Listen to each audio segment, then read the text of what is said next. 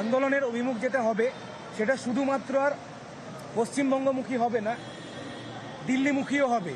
আমরা বিশ্বাস করি যে আমাদের আধিকারিকদের দুর্নীতির জন্য যতটা দায়ী এখানে, কিন্তু কোর্টও আমাদের দিকটা দেখেনি। এসএসসি মামলায় সুপ্রিম কোর্টের যে রায় দিয়েছিল সেই রায়তে যাতে চাকরি বাতিল গেছে, সেই চাকরিহারা শিক্ষকদের সাথে শিক্ষা সচিব যে বৈঠক হয়, বৈঠকে তারাই আশা করেছিল যে শিক্ষামন্ত্রী থাকবেন, কিন্তু যেমনটা জানা গেছে সংবাদ মাধ্যমে যে প্রেস কনফারেন্সে তার মাধ্যমে যে শিক্ষামন্ত্রী যে ছিলেন না, সেখানে ছিলেন শিক্ষা সচিব, এবং শিক্ষা সচিবের সাথে তাদের যে আলোচনা হয়েছে সেই আলোচনা কী হয়েছে সেটাই তুলে ধরছি।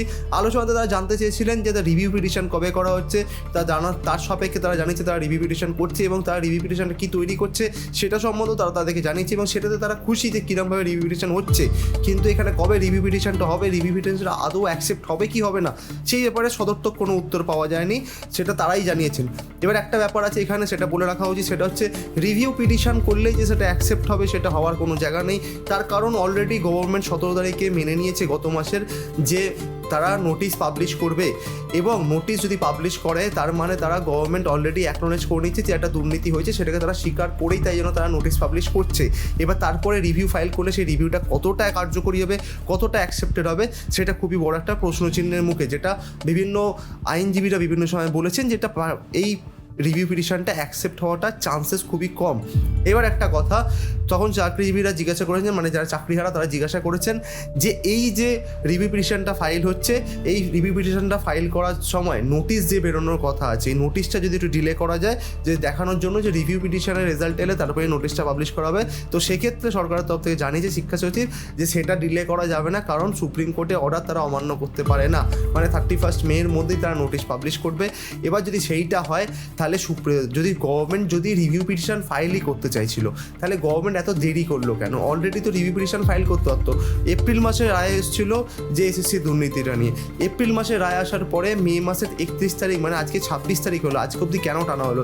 এর আগেই তো রিভিউ পিটিশনটা ফাইল করা যেতে পারতো, গরমের ছুটিটা পড়ার আগেই। সেই ব্যাপারে ডিলে কেন করা হলো, সেই ব্যাপারে কোনো সদর্থক উত্তর এনারাও দেননি, মানে আমরা সাংবাদিক সম্মেলনও পাইনি বা গভর্নমেন্টের তরফ থেকেও জানানো হয়নি। হয়তো যেহেতু অনেক আইনি ব্যাপার জটিলতা থাকে সেই জন্য তো সময় লাগছে, কিন্তু এটা তাড়াতাড়ি করলে হয়তো এই ব্যাপারে একটু সুবিধা পাওয়া যেত।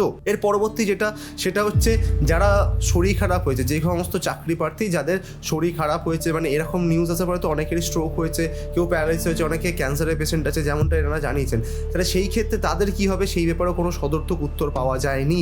এবার ঘটনা হচ্ছে সরকার যদি আগে থাকতে পুরো জিনিসটা পরিষ্কার রাখতো, যদি আগে থাকতে সরকার যদি লিস্টটা পুরো পাবলিশ করতো যে এই হচ্ছে লিস্ট, এই লোকগুলোর এই গণ্ডগোল আছে, বা এই লোকগুলোকে আমরা ক্লিয়ার রাখতে পারছি, এই লোকগুলোর ওপর ডাউট আছে, তাহলে হয়তো কিছু মানুষের চাকরি বাঁচত।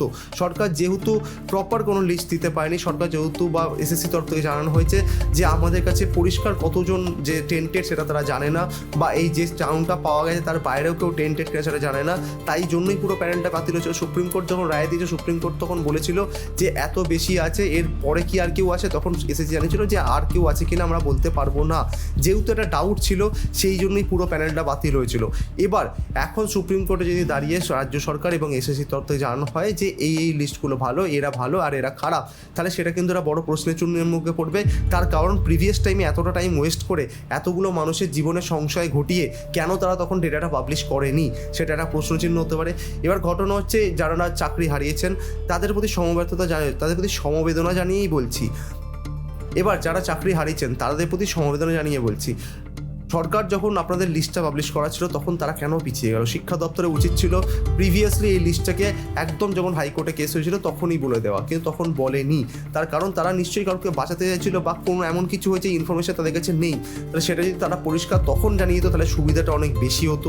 কিন্তু এখন যেটা করতে চলেছে সেটা দেখা যাক কতটা সাকসেসফুল হয়। আমি চাই যেন যারা চাকরি যোগ্যভাবে চাকরি পেয়ে তারা চাকরিটা ফিরে পাক, কিন্তু পুরোটাই এখন আছে সুপ্রিম কোর্টের অধীনে। সুপ্রিম কোর্ট যদি মনে করে তারা রিভিউ পিটিশনটা নেবে, তারা যদি মনে করে তারা এটাতে পুনর্বিবেচনা করবে, তাহলে কিন্তু হলেও কিছু মানুষের চাকরি বাঁচতে পারে। এবার সরকার যদি তার মধ্যে নোটিশ জারি করে দেয় তাহলে কীরকম করে জিনিসটা ঘটবে সেটা পুরোটা কমপ্লিকেটেড হয়ে যাবে। কারণ নতুন নোটিশে যদি লোক অ্যাপ্লাই করা শুরু করে তখন হঠাৎ করে যদি তার ধরুন 26,000-এর মধ্যে 10,000 লোকের চাকরি বেঁচে গেল, 16,000 লোকের চাকরি চলে গেল, এবার আবার যদি সরকার সরকার যদি 26,000 আবার একটা ভ্যাকেন্সি দিয়ে আবার একটা যদি নোটিশ পাবলিশ করে, তাহলে বাকি যে এক্সট্রা 10,000 হয়ে যাচ্ছে ওই 10,000 লোককে সরকার কীভাবে চাকরিতে ঢোকাবে? এটা একটা বড় প্রশ্ন আছে। এটা কোন জায়গায় ঢোকাবে, কেননা প্যানেল কীভাবে তৈরি করবে, রিপ্যানেলিং করতে পারবে কিনা, অনেকগুলো কমপ্লিকেশনের মধ্যে থাকবে। এবার এই জিনিসটা কীভাবে সরকার বা সুপ্রিম কোর্ট মেটাবে সেটা কিন্তু দেখার বিষয়। আর এখানে একটা বিষয় ব্যাপার, সেটা হচ্ছে যারা চাকরিরা তারা জানিয়েছেন তারা পরবর্তী পদক্ষেপ নেবেন দিল্লির দিকে। আন্দোলন শুধু পশ্চিমবঙ্গমুখী হবে না, আন্দোলন দিল্লিমুখী হবে, কারণ সুপ্রিম কোর্ট মানবিকতার গ্রাউন্ড থেকে তাদের বিচার করেনি। তাদের মধ্যে অনেকেও মনে করে তারা বিচার যেটা হয়েছে এই বিচারটাতে তাদের দিকটা দেখা হয়নি। এটা খুবই সত্যি কথা, তাদের দিকটা সবসময় দেখা হয়নি, কারণ বিচারে যারা সত্যি সত্যি ভালোভাবে চাকরি পেয়ে তারা তো চাকরি বাদ গেছে। কিন্তু এই ঘটনাটা কতটা সুপ্রিম কোর্টে গিয়ে বিরোধিতা করলে বা সুপ্রিম কোর্টে গিয়ে সেখানে আন্দোলন করলে বা দিল্লিতে গিয়ে আন্দোলন করে সেটা কতটা সাকসেসফুল হবে সেটা ব্যাপারে বড় ডাউট আছে। তার কারণ পুরো যে করাপশনটা ঘটেছে এটা ঘটেছে স্টেট গভর্নমেন্টের আন্ডারে, সরকারের এসএসসি ভবনের আন্ডারে। তাহলে এই ঘটনাটার বিরুদ্ধে দিল্লিতে কোর্টের সামনে আন্দোলন করে কতটা লাভ হবে বা দিল্লিতে আন্দোলন করে কতটা লাভ হবে বা ফ্রুটফুল হবে সেটা দেখার ব্যাপার। কিন্তু একটা জিনিস বলা যেতে পারে, যদি দিল্লিতে আন্দোলন শুরু হয় তাহলে সেটা কিন্তু ন্যাশনাল পলিটিক্সে বড় একটা রোল প্লে করবে। সামনে 2026-এ পশ্চিমবঙ্গের নির্বাচন আছে। এবার এই নির্বাচনের আগে এই ঘটনা যদি আটকাতে না পারে, যদি এই ঘটনাটা সমাধান করতে না পারে, তাহলে এটা কিন্তু পশ্চিমবঙ্গের সরকারের কাছে একটা গলার কাঁটা হয়ে দাঁড়াবে। আর গলার কাঁটা বলতে মনে পড়লো, আমাদের দেশে কোভিডের সংখ্যা আবার বাড়ছে। দেশে টোটাল কোভিড অ্যাক্টিভ কেসের সংখ্যা 1000 পেরিয়ে গেছে। পশ্চিমবঙ্গেও কোভিডের কেস এসছে এবং একটা এইপি আনন্দ নিউজ অনুযায়ী একটা বাচ্চার কোভিড হয়েছে এবং সে হসপিটালে ভর্তি আছে। তাই আপনারা যারা রাস্তায় ঘোরাঘুরি করছেন, রেগুলার বাইরে যাচ্ছেন, সমস্ত কিছু করছেন, আপনাদেরকে বলবো অবশ্যই মাস্ক ব্যবহার করবেন এবং পুরোনো টাইমে কোভিডের যে প্রোটোকল ছিল সেগুলো একটু মেনে চলার চেষ্টা করবেন।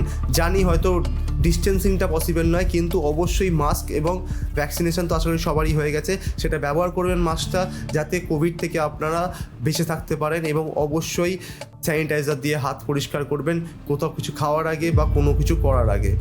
দেখা হয় পরে ভিডিওতে। ভালো থাকবেন, টাটা, টেক কেয়ার, বাই বাই।